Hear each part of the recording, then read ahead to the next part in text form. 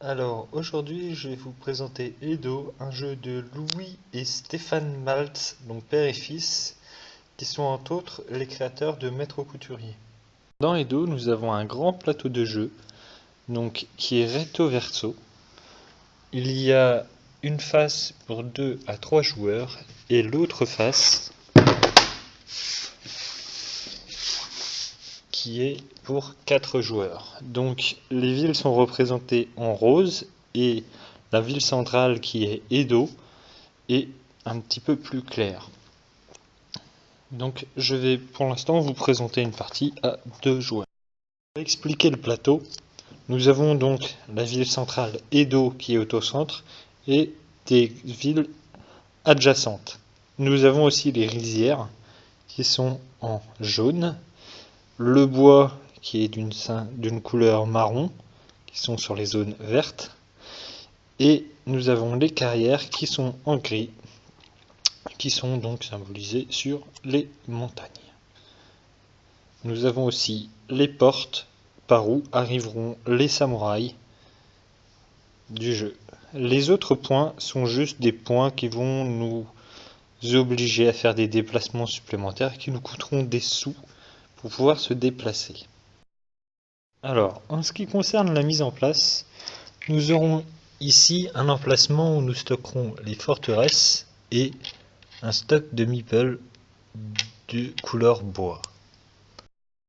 Nous aurons aussi 3 tuiles donc, qui permettent de cacher une rizière, une carrière et une forêt. Donc ces tuiles vont servir à 2 joueurs et à 4 joueurs. Donc ils seront mis aléatoirement sur le plateau. À 3 joueurs, on ne se servira pas de ces tuiles-là. Et comme je vais faire une démonstration à 2 joueurs, donc je vais placer ces tuiles d'une manière tout à fait aléatoire et au hasard pour masquer donc une des forêts, une des carrières et une des rizières. Nous allons mettre l'argent sur ce côté-là du plateau.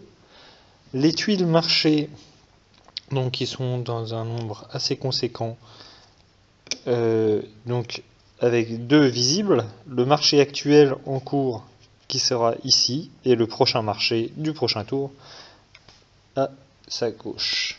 Nous allons placer des ressources donc sur les côtés. Donc nous aurons le riz avec pour chacune des ressources sur le plateau des petits marqueurs symbolisant 5 ressources. Donc nous allons avoir du riz, du bois et de la pierre. Nous allons aussi avoir un marché de tuiles qui nous permettent de faire des actions aussi. Donc nous en disposerons 5 visibles, puis une pile face cachée. Nous allons aussi placer des petites tuiles sur les villes, symbolisant les revenus à chaque tour. Alors voici les tuiles que nous allons placer sur chaque ville.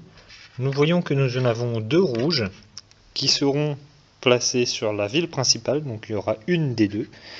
Nous allons les mettre face cachée, en écarter une, et les autres tuiles iront donc aux emplacements des autres villes. Ces tuiles sont marquées avec 2 meeples, donc c'est une version pour 2 joueurs. Vous avez donc des tuiles pour 4 joueurs et pour 3 joueurs. Une fois que ces tuiles ont été disposées aléatoirement, nous allons les dévoiler et je vous expliquerai plus tard à quoi ces tuiles servent. Chaque joueur disposera de 8 maisons, dont une qui sera un comptoir, qui aura une valeur un peu plus importante que les maisons traditionnelles. Nous aurons 5 meeples, donc pour l'instant des ouvriers que nous pourrons éventuellement transformer en samouraï, 20 rios, une aide de jeu, 3 tuiles qui vont nous permettre de faire nos 3 actions qui seront faites par tour, et 3 petits ballots de riz. Nous aurons aussi 2 jetons. Donc nous avons un jeton premier joueur, qui est un petit bonhomme blanc, et nous avons un jeton marchand qui sera déterminé par justement le premier joueur. Alors, tous les joueurs, au début de leur tour, vont programmer leur action. Ces actions vont être faites par ces tuiles-là, donc être choisies une action par tuile. Donc nous allons faire 3 actions en positionnant nos tuiles comme ceci. et en affiliant par rapport à l'action le nombre d'ouvriers nécessaires si on veut le faire une ou deux, voire trois fois. Voilà. Donc ça c'est la base. Ensuite, tous les joueurs vont révéler leur première action en même temps. Le premier joueur exécutera son action et ainsi de suite. Le deuxième fera de même, le troisième et le quatrième.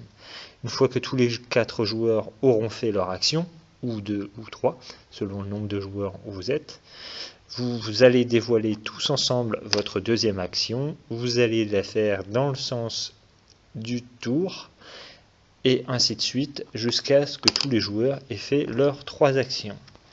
Une fois que les 3 actions auront été faites, nous défausserons le marché présent, nous mettrons le nouveau marché en cours et présenterons le marché à venir. Ensuite, nous ferons les revenus par rapport aux présences sur les villes que j'expliquerai plus tard et un prochain tour peut commencer. Nous regarderons aussi si une personne n'a pas atteint 12 points de renommée, ce qui indiquera que c'est la fin de la partie. Et s'il y a encore des tuiles au marché. S'il n'y a plus de tuiles au marché, c'est aussi une fin de partie. Donc maintenant, je vais vous expliquer quelles sont les actions. Alors, pour commencer, je vais vous expliquer cette action-là. Donc, pour faire une action, quand vous avez un petit meeple blanc comme ceci, il vous faudra simplement un ouvrier pour faire cette action. Cette action, c'est placer un samouraï sur le plateau ou déplacer un ou deux samouraïs sur le plateau. Quand je place un samouraï, je prendrai donc un de mes ouvriers placés sur cette carte et je le poserai sur une des portes d'entrée du plateau. À savoir, même s'il y a déjà un autre joueur de présent, vous avez tout à fait le droit de rentrer par la même porte d'entrée. Donc ça, c'est une des actions, donc présenter un samouraï. Et si je fais l'autre action de cette action-là, c'est-à-dire déplacer un samouraï, je pourrais prendre mon samouraï et le déplacer n'importe où sur le plateau. Donc je ne compte pas le nombre de déplacements, je le déplace, hop, je dis que je vais à Edo, et voilà. Donc ça, c'est l'action, donc mettre un samouraï ou déplacer un samouraï. Vous pouvez faire cette action jusqu'à 3 fois, pas plus. Ensuite, vous avez cette action-là qui est relativement simple. À chaque ouvrier que vous affilerez à cette action, vous recevrez un ballot de riz qui sera pris dans la réserve. Ensuite, pour cette action-là, que vous ne pourrez faire qu'une seule fois, vous donc défausserez un ballot de riz de votre stock pour récupérer un meeple que vous prendrez sur la réserve. Ces meeples vont vous servir à faire justement les actions de programmation. Par contre, vous ne pourrez jamais les mettre sur le plateau. Ça ne sera jamais un samouraï. Il restera ouvrier jusqu'à la fin de la partie. Ensuite, je vais vous parler de 3 actions qui sont relativement similaires. Ce sont les actions de récolte de riz, de bois ou de pierre. Forcément, pour récolter du riz, il va falloir se trouver présent dans une rizière, du bois dans une forêt et de la pierre donc dans une carrière.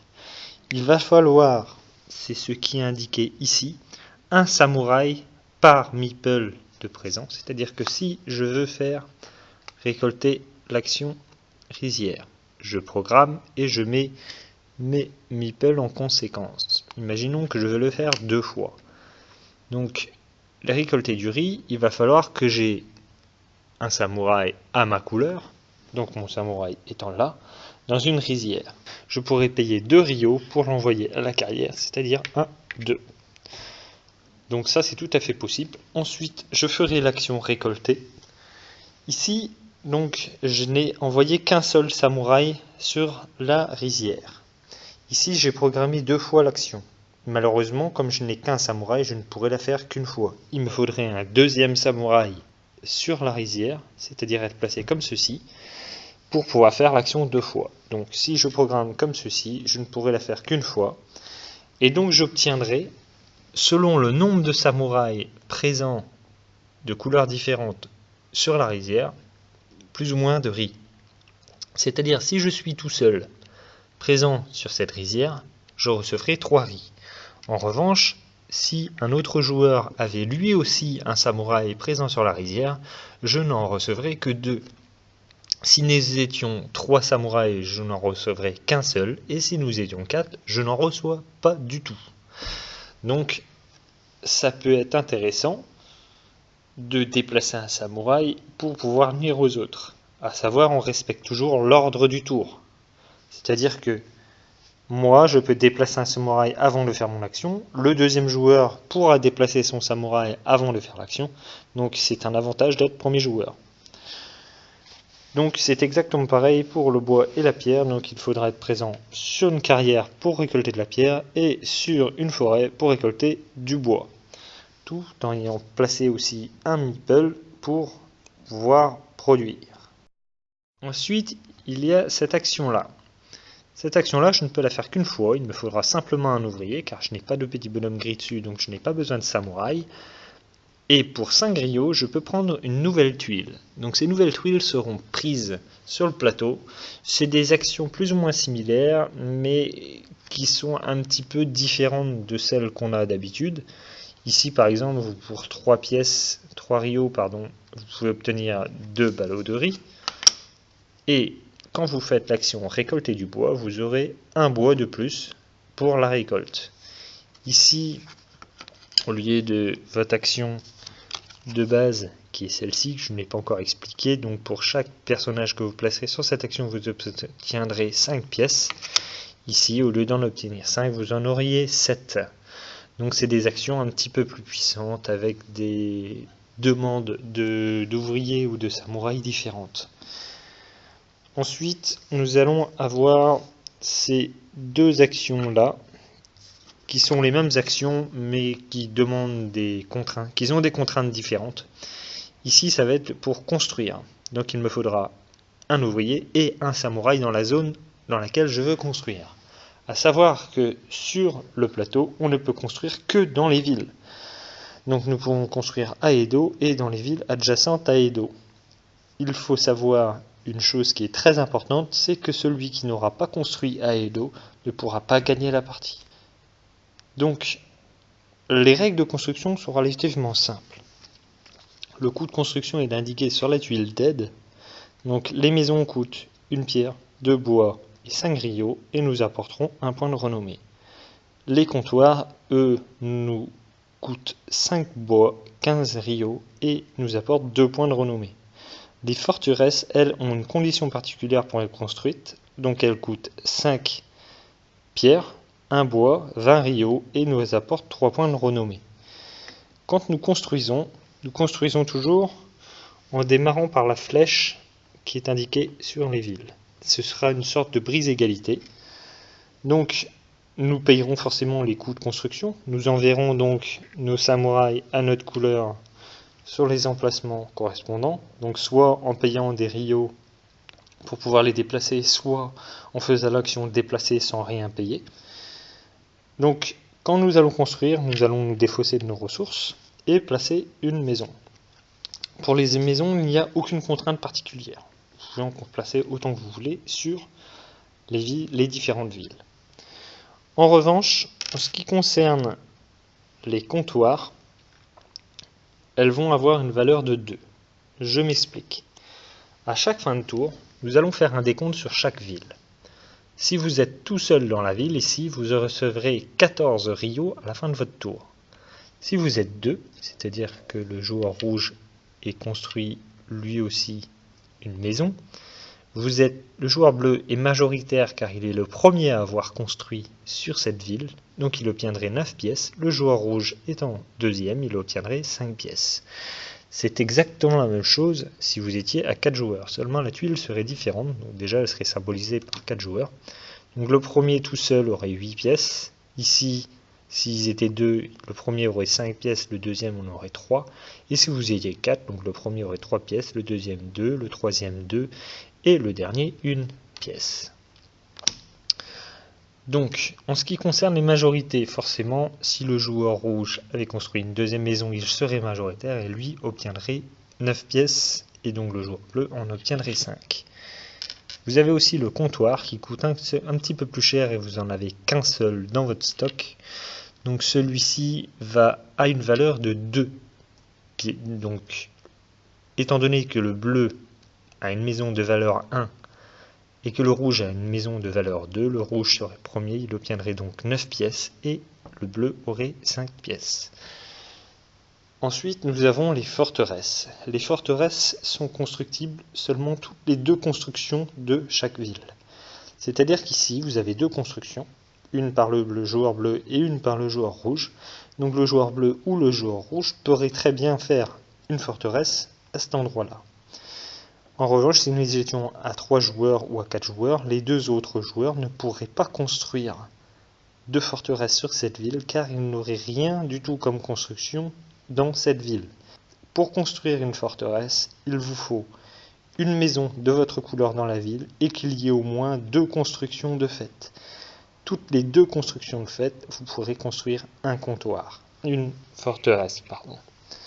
Donc quand vous construisez une forteresse, ici par exemple il y a 2 constructions, donc le joueur rouge ou le joueur bleu pourrait faire une forteresse. Cette forteresse ne compte pas pour les revenus. Donc c'est vraiment juste pour avoir 3 points de renommée au lieu d'en avoir une avec une maison classique ou 2 avec votre comptoir. Ici, par exemple, si nous étions comme ceci, plus personne ne peut construire de forteresse jusqu'à ce qu'il y ait à nouveau 2 constructions dessus. Donc les forteresses sont plus compliquées à construire. Ensuite, nous avons l'action marchand. Alors, nous allons avoir un pion marchand qui va être placé sur le plateau par le premier joueur en début de partie, qui pourrait être déplacé par n'importe quel joueur en payant des rios à chaque point de déplacement qu'il le souhaite. Donc cette action-là va nous permettre d'aller au marché.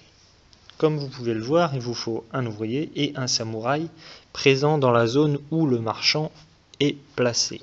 C'est-à-dire qu'il va falloir que je me déplace jusqu'au marchand ou que je déplace le marchand jusqu'à moi. Ceci étant fait, imaginons que j'ai programmé cette action une fois, je pourrais donc aller une fois au marché et donc je pourrais faire soit ce marché-là, soit ce marché-là. C'est-à-dire payer 3 pièces pour avoir une pierre, et ça je peux le faire jusqu'à 3 fois, ou payer 7 pièces et un riz pour avoir un point de renommée. Donc ce sera l'un ou l'autre. En revanche, si je veux faire les deux, car il est possible de faire les deux, il faudrait que j'ai placé un comptoir dans la ville où se trouve le marchand. C'est-à-dire que là, les conditions requises sont d'avoir le marchand, votre samouraï et votre comptoir pour pouvoir faire les 2 marchés à la suite. Ou, voilà, en même temps. Vous avez aussi la possibilité de mettre, si vous le souhaitez, donc 2 samouraïs dans la ville et de programmer 2 fois votre action pour pouvoir faire vos 2 marchés. Alors, en début de tour, nous allons faire donc 5 offres de début de partie. Nous allons mettre donc 3 ballots de riz, 2 de bois, 2 de pierre, 1 de bois et 1 de pierre, et 10 ducats. Chaque joueur placera aussi une maison sur le côté du plateau, et en commençant par le dernier joueur, celui-ci aura le choix. Donc, étant donné que le plateau est vide, donc le dernier joueur pourra placer soit une maison sur l'une des villes du plateau, sauf Edo, où personne n'a le droit de se placer, et une obligation de se placer dans une ville non occupée par un autre joueur. Donc, soit il prendra une de sa maisons et donc la placera sur une des villes adjacentes à Edo, ou il prendra une donation. On fera 2 tours comme ça dans le sens inverse du tour, c'est-à-dire en commençant par le dernier joueur jusqu'à arriver au premier joueur. Donc les joueurs auront le choix de poser soit leur maison, soit de prendre une donation. Et ainsi de suite, c'est-à-dire que, imaginons que le dernier joueur soit le joueur bleu, donc il va prendre par exemple dire « moi je vais poser une maison ici ». Donc les valeurs sont différentes sur chaque tuile, donc les revenus sont différents sur chaque tuile. Ensuite, le joueur rouge pourrait très bien dire bah moi je m'en fous, je vais prendre le riz. Hop, donc il commencerait forcément avec 6 riz au lieu de commencer avec 3. Et le joueur bleu, à nouveau, prendrait une donation. Il pourrait bien dire bah moi je veux avoir plus de pierres, j'en ai pas de pierres donc je vais en prendre. Et le joueur rouge, donc à son tour, placerait sa maison dans une des 2 autres villes du plateau. Ceci étant fait, une fois que les revenus sont pris, toutes les ressources restantes iront dans leur réserve, donc qui constitueront la réserve du jeu. Dans les réserves du joueur, vous avez un maximum à ne pas dépasser. Vous ne pouvez pas avoir plus de 10 pierres, 10 bois ou 10 riz dans votre stock. Chaque samouraï en fin de partie présent sur le plateau vous donnera un point de renommée, et tous les 50 rigos, vous aurez un point de renommée en fin de partie. Seulement si vous avez construit à Edo, car je vous l'ai déjà précisé, si vous ne construisez pas à Edo, vous ne pourrez jamais gagner la partie. Il faut savoir une chose, tous les joueurs programmeront leurs 3 actions, donc vont déterminer les 3 actions qu'ils feront. Ensuite, placeront leur ouvrier par rapport aux actions qu'ils voudront faire, et une fois que les 3 actions seront dévoilées, donc tour par tour, d'accord, nous devrons payer un ballot de riz pour chaque samouraï présent sur le plateau. Nous pouvons retirer les samouraïs pour ne pas payer le riz, mais il va falloir par contre refaire d'autres actions pour pouvoir en remettre sur le plateau. Chose que si vous payez le riz, votre samouraï est toujours sur le plateau. Donc voilà, c'est la mécanique d'Edo. Un jeu relativement simple dans le fonctionnement, qui vous fait cogiter quand même pas mal, et que j'ai vraiment apprécié. Voilà. Donc Edo, par les créateurs de Maître Couturier.